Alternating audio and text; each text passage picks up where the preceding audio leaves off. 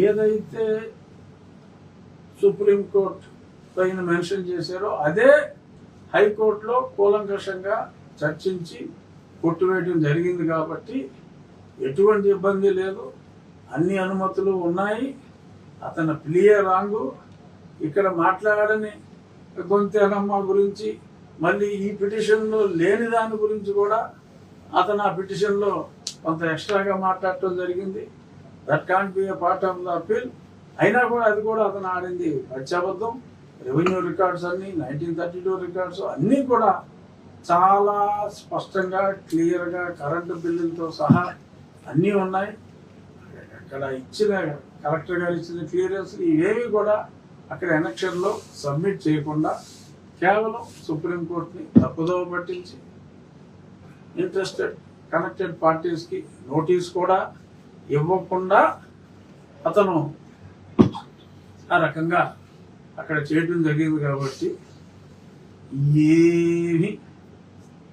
ఏవి కాల ఏదో కొద్దిమంది క్రైస్తవ సంఘాలు నిన్న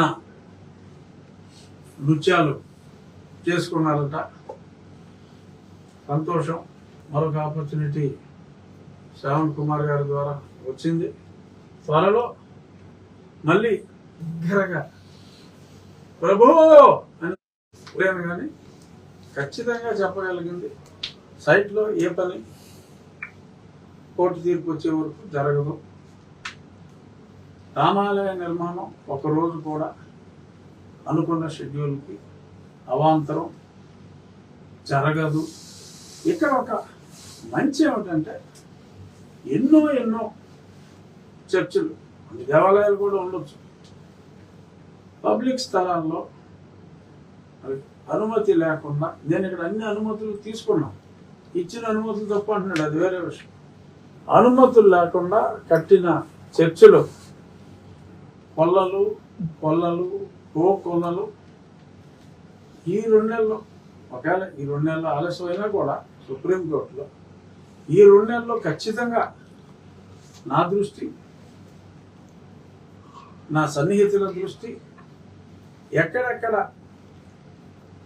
రోడ్డు ఆర్ పబ్లిక్ స్థలాలని కొంత మేరకు ప్రైవేట్ స్థలం ఉండి బ్యాలెన్స్ అంతా పబ్లిక్ స్థలాల్లోకి తోసుకొచ్చిన చర్చిలు ఉన్నాయో, దేవాలయాలు ఉంటే మీరు చూసుకోండి, చర్చిల సంగతి నేను చూస్తాను, ఏం అనుమానం లేదు.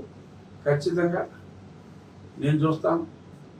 ఇది ఒక యజ్ఞంగా ఖచ్చితంగా పెట్టుకుంటా. ఎందుకంటే ఆ ఇల్లుకి ఇల్లు ఎంత దూరం, ఈ ఇంటికి ఆ ఇల్లు అంతే దూరం. హిందూ దేవాలయం ఉన్న చోట పునర్నిర్మాణం చేసుకోకూడదా? ఎన్నిసార్లు వేసిందే వేసి ఎన్నిసార్లు ఇసుకించేస్తారు. సహనానికైనా ఒక హద్దు ఉంటుంది, పరమత సహనానికైనా ఒక హద్దు ఉంటుంది. మీరు ఎంత కవ్వించినా మా హిందూ సోదరులకు ఆ పరమత సహనం అనేది అలాగే ఉంటుంది, సహనం అనేది కూడా అలాగే ఉంటుంది.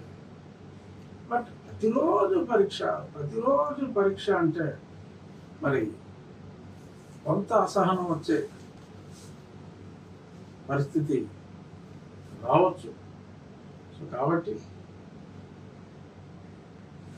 సాధ్యమైనంత వరకు మరి పరిధి దాటకుండా ఉంటే మా హిందూ సోదరులందరూ కూడా పరిధిలోనే ఉంటారు. Please subscribe to Leo News for more videos.